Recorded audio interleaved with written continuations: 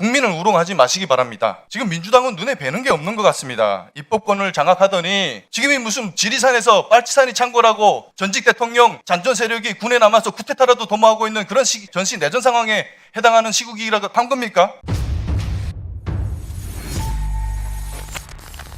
지금의 방송통신위원회가 무슨 문제가 있는 것인가 라는 얘기를 좀 드려볼 텐데 한번 들어봐 주시고 판단해 주시기 바랍니다.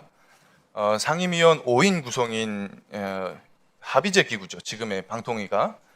지금은 이제 위원장 1인만으로 구성되어 있습니다.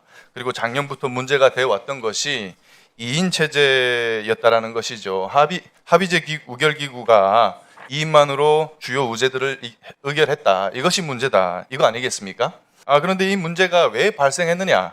지금 왜 위원장 1인 체제가 됐는가? 이것을 근원을 찾아가 보면 전직 대통령이 국회 추천목 상임위원 1인을 수개월간 임명 지연한 것, 그리고 국회목 상임위원 3인 추천을 2년 가까이 추천하지 않고 있는 것, 그리고 현직 대통령이 대통령목 상임위원, 그러니까 부위원장이죠. 이 부위원장을 3개월째 임명하지 않고 있는 것, 이게 문제인 겁니다. 그렇지 않겠습니까? 결국 상임위원 구성에 책임이 있는 주체들이 책임을 다하지 않은 데서 발생한 일이라는 겁니다. 이진숙 위원장 탄핵 소추안 판결에서 또 헌법재판소가 이와 관련된 얘기를 했었습니다. 그런데 정권이 바뀐 지금에 와서도 왜 위원을 임명하지 않고 법을 제정해서 현 방통위를 없애버리고 근본적으로 다르지도 않은 새로운 기관을 신설하려고 하는 것인가? 그거는 이유는 그렇습니다. 현 방통위에 위원을 임명하더라도 이진숙 위원장 한 사람 때문에 자신들에게 유리한 구조가 되지 않는다. 이것 아니겠습니까? 그러니까 입법으로 임기가 보장된 행정기관 공무원을 해임하려는 그런 저희가 깔려 있는 겁니다. 이인호 교수님, 이거 행정권, 사법권을 지배하는 위헌적 소지가 있는 것 아닙니까? 짧게 답변 부탁드립니다. 예, 그렇게 진술했습니다. 예, 결국 방송장악의 교두보로서 방통위를 장악하려는 의도인 겁니다. 이걸 국민을 들먹이면서 국민에게 돌려드린다라고 국민을 우롱하는데, 국민 중 누가 이러한 입법 행태에 대해서 내가 이제 방송을 돌려받았다라고 느끼는 사람이 누가 있습니까? 그리고 추천되는 위원 중에 국민이 아는 사람이 있습니까? 한 명이라도. 그리고 국민이 추천권을 갖기라도 합니까? 국민을 우롱하지 마시기 바랍니다. 내 입맛에 안 맞는 사람을 해치우겠다고 입법에 손대는 것, 이게 21세기 선진 자유 대한민국에서 가당키나 한 일입니까, 이게? 지금 민주당은 눈에 뵈는 게 없는 것 같습니다. 입법권을 장악하더니 수십 건의 탄핵안과 특검법을 자판기 두드리듯 발의하고 국가 예산까지 일방적으로 삭감해서 전직 대통령을 식물 대통령 만들고 코너에 몰리면 쥐도 문다고 했습니다. 극단적인 수단까지 쓰게 만들어서 탄핵하더니 이제 행정부까지 장악했습니다.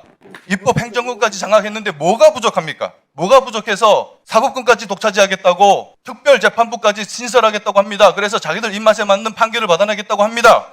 지금이 무슨 지리산에서 빨치산이 창궐하고 전직 대통령 잔존 세력이 군에 남아서 쿠데타라도 도모하고 있는 그런 전시 내전 상황에 해당하는 시국이라고 한 겁니까? 또 수사 기소권 분리를 운운하면서 검찰을 해체하려고 하는데, 그런 논리라면은 수사 기소권 다 갖고 있는 특검들과 공수처는 무슨 존재 의미가 있습니까? 그러고서도 만족하지 못하고 유일한 야당이나 다름없는 국민의힘을 해체하겠다고 무도한 특검의 칼날을 들이대고, 여당 대표는 잠꼬대 하듯이 매일같이 야당을 해체하겠다고 합니다. 민주당이 다 원하는 나라가 도대체 뭡니까?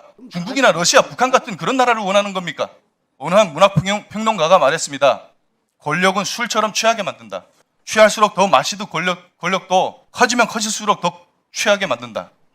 천박한 권력일수록 그 힘자랑을 못 참는다. 하지만 권력은 모두 움켜쥐려는 자는 반드시 그 모든 권력을 빼앗기고 말게 되는 것입니다. 민주당에 권고합니다. 제발 세상의 이치를 거스르는 역천을 도모하지 마십시오. 반드시 실패합니다. 그리고 이인호 교수님, 아까 말씀하신 내용 중에 이주희 위원님께서 이제 지적을 하셨는데, 지금 이제 그 정치권이 합의제 독립기관인 방송통신위원회가, 현 방송통신위원회도 그렇지만은 그러니까 우리 교수님 입장은 새로 제정되는 신설되는 통신위원회도 마찬가지로 국회가 권한 밖에 있는 추천권을 가짐으로 인해서 정치적 분쟁이 일어날 수밖에 없다라는 취지 아니었습니까? 그렇죠. 그렇습니다. 예. 예. 그거 한번 다시 좀 설명 부탁드릴게요. 예, 지금도 사실은 임명된 위원이 정파적 위원이라고 저는 봅니다.